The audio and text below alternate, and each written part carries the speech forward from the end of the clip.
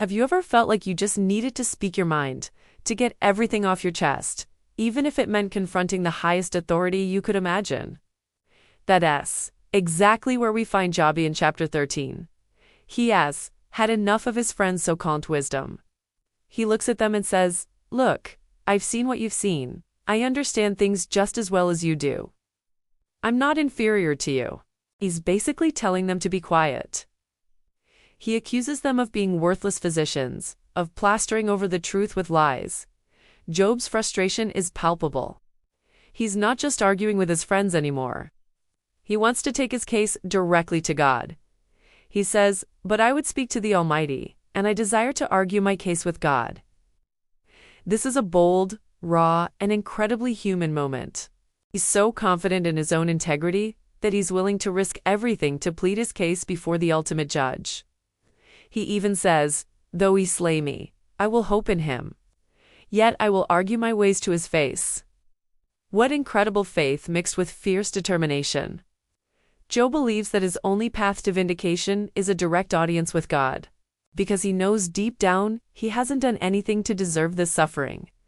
He's challenging the conventional wisdom of his day, which said that suffering is always a direct result of sin. He then turns his attention fully to God, almost as if his friends have faded into the background. He asks God two things. First, to withdraw his heavy hand, and second, not to terrify him with his presence. If God grants these two conditions, Job is ready for the divine courtroom. He cries out, "Call, and I will answer," or "Let me speak, and you reply to me. How many are my iniquities and my sins? Make me know my transgression and my sin." He's laying it all bare, demanding to know what he's done wrong.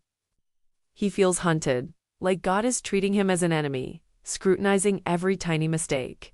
He compares himself to a leaf driven by the wind or dry stubble, fragile and insignificant, yet pursued relentlessly. This desperate plea flows directly into chapter 14, which is a beautiful and somber poem about the brevity and hardship of human life. Job reflects on how short our days are, filled with trouble. Man who is born of a woman is few of days and full of trouble. He comes out like a flower and withers. He flees like a shadow and continues not. It's a powerful image we can all relate to. Life is so fragile and fleeting. Given this reality, Job questions why God pays such close attention to humanity's every move, essentially putting us under a microscope. He asks, "And do you open your eyes on such a one, and bring me into judgment with you?" He then contrasts the human condition with that of a tree. "There's hope for a tree," he says. "If it's cut down, it can sprout again. Its shoots will not cease. Even if its root grows old in the earth, at the scent of water, it will bud and put forth branches like a young plant." But for humans, it's different. But a man dies and is laid low. Man breathes his last, and where is he? When we die, that's it.